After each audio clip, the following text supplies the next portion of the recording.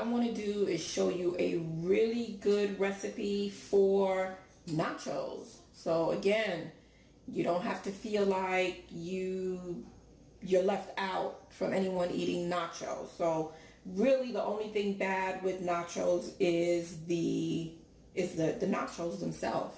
So what we're going to do is we're going to make everything pretty much the same. We're going to use our ground beef. If you want to use ground turkey or whatever ground meat you want to use, if you want to use deer meat or whatever, you can do that. It's just whatever ground meat you want to use. And what we're going to substitute for the nachos is basically any type of low-carb tortilla flatbread that you can find, or any flatbread that you can find. And what we're basically going to do is fry these in butter. Now this one, for instance, has really good numbers on it, if you can see that. So this has total carbs 14 grams and total fiber is 8. So you subtract that fiber, remember, from those carbs, you're going to get 6, which is absolutely excellent. The fat numbers aren't that high, which is okay because we're going to get our fats from everything else that we're adding to the nachos. So you don't have to worry that much about not getting your fat from these. But we just still want to make sure that we're able to enjoy nachos. And what we're going to do is basically fry these up in butter, and they'll get hard enough where they'll be just like nachos and probably taste even better because they'll have a really nice buttery taste to it. You're going to get your fats from your cheese. You're going to get it from our butter. We have sour cream in here that we're going to get our fats from. So we'll be perfectly fine, and we're going to have the meat that we're going to get. So I'm going to try to do a demonstration. Like everyone said, they like to see when I do it in real time. Of course, I'm going to have to edit out the video because otherwise we'll be here for over an hour. But of course, I'll make sure you're able to see each step that I'm going through. So stay tuned, and we're going to make us some really good nachos. So the first thing we're doing is getting that meat nice and cooked, getting it brown. My hubby here is helping out because this is actually the part that he tends to do for me, and I'm the person that usually does the frying of the tortillas. So he's getting the meat basically prepared, and again, this is the way you would normally prepare your ground meat, whatever kind of meat you use. Again, it's fine, and however you would process that. So he's gonna ground that and then get it all dolled up with onions and peppers, and use the seasoning salt, black pepper, and just get that ready for the meat part of the nachos. So we're gonna continue with this and then go on with everything else. All right, guys, well, as far as preparing the tortillas, you're just going to cut them in half, and you're going to cut them in half again, and then in kind of half again. So let's see. So I usually just kind of layer them, cut them in half, just turn that whole dish, cut them in half again.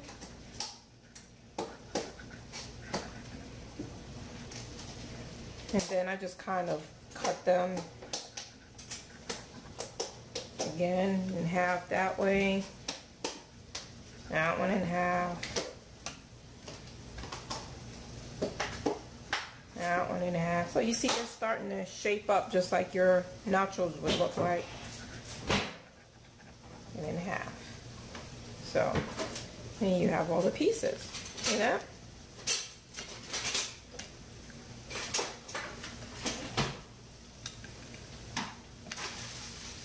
And those are what our nachos are going to look like.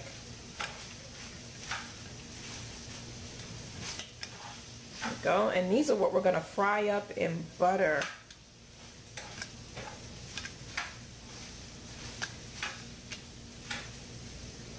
Okay. Plate of nachos. Alright, so right now what we have going on is the meat is brown, and we put some onions and some peppers in there. So we have red and green peppers and red onions that we're mixing into the ground beef. We have ground beef. And I have my pot that's ready to start frying the tortillas we just cut up that we're going to make into nachos, remember? And of course we want our butter. I'm using our salted butter. And remember our real butter.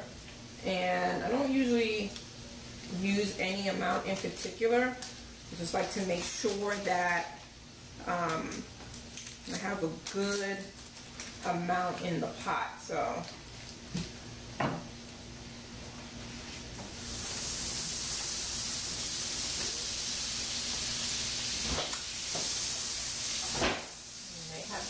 high.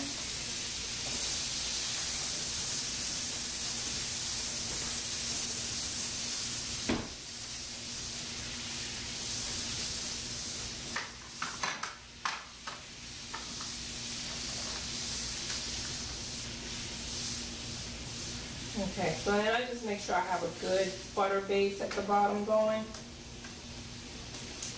And you may want to, this is the taco seasoning. You can choose any one, you don't have to use hot and spicy. Okay. And then I just put them in there and fry them.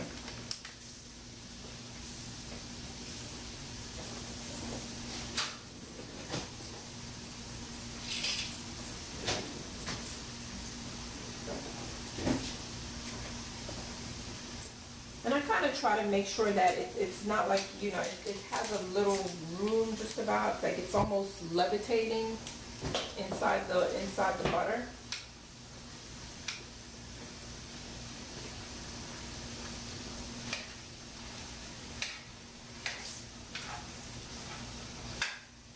And then what I like to do is have a another plate on the side with a paper towel to catch any excess after it's finished frying. And you'll see they'll start to like bubble on each side. And then you just flip them over. And I think I have this fire a little high because I'm actually starting to burn these. But they're kind of delicate, so let's be mindful of that.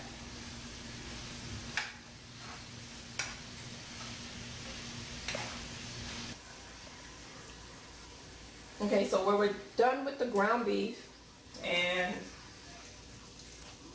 some of our nachos are starting to be finished here. Might have overcooked these a little bit too.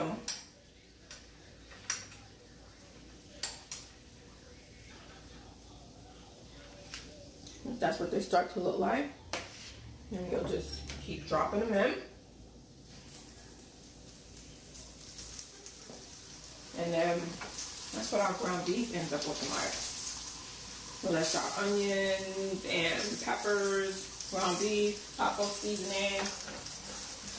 And then we're just gonna have that on the side, which is waiting for the nachos. And then we're gonna dress them up with everything else that we have going on out here. And we're just gonna keep doing our nachos ready.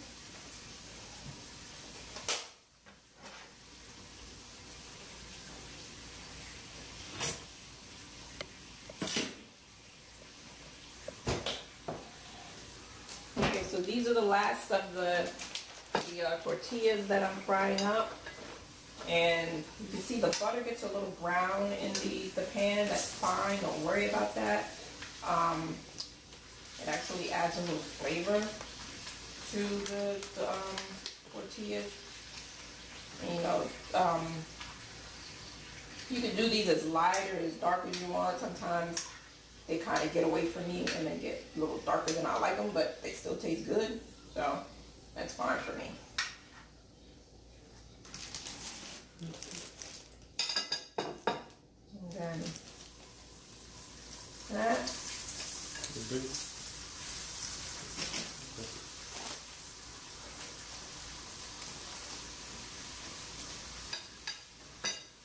And these are the last of them. And then now we're going to pretty much show you how we put together one of the, a nice plate of nachos and how we kind of dress it up. That's our last two.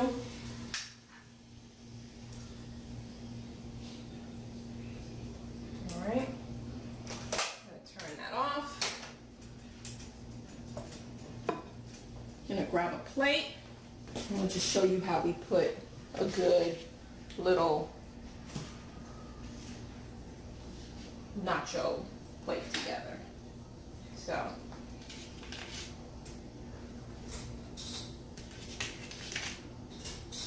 and yes, these are crispy if you can hear them.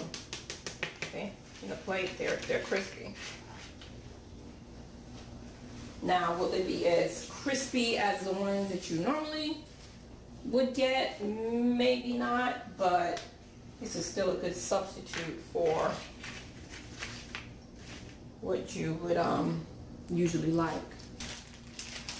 All right, so we arranged the nachos in a plate so that we can kind of put everything in there, and you can still pull the nachos out and do a dip and so forth. And my husband's gonna go ahead and put everything together.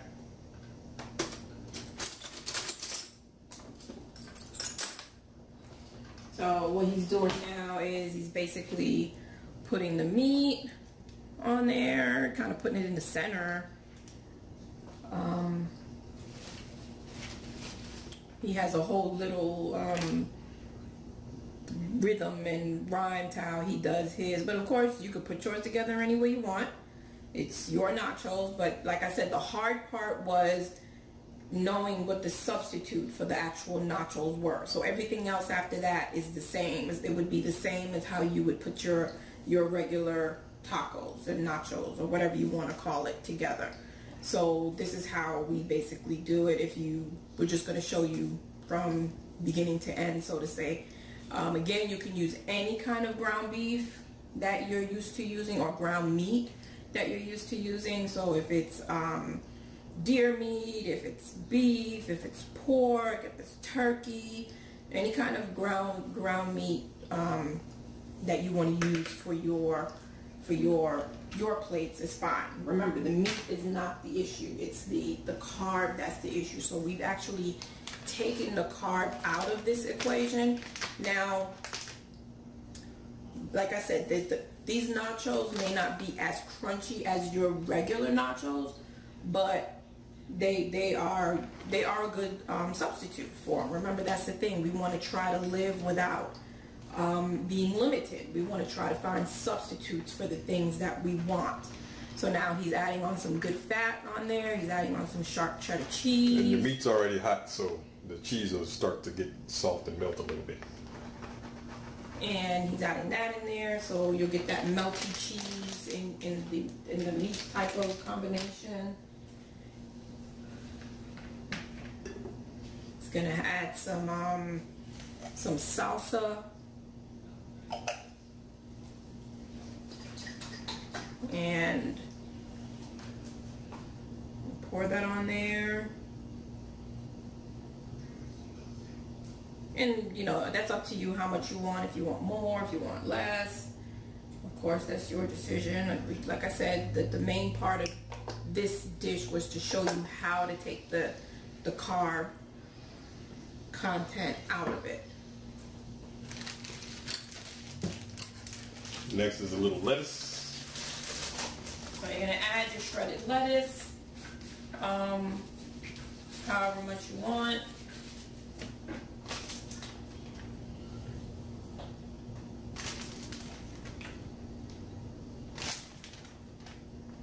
And add that in there. So as you see, the nacho plate is coming together really, really nice. I'm gonna add some sour cream on there. That's a good fat. Get some more fats into that. And again, that's just how much you want, wherever you want it. I think he usually likes it in the center somewhere or whatever. I like it in the center because I like the dip from the center. I let him put these together because I'm not very good at making things look presentable. I'll just throw it in the plate and eat it. So He likes it to be presentable, which is fine. And it's all about the presentation. If you're like him, like he said, it's all about the presentation for him. So, and then if you want to add anything hot to it, we have jalapenos that we tend to throw on there.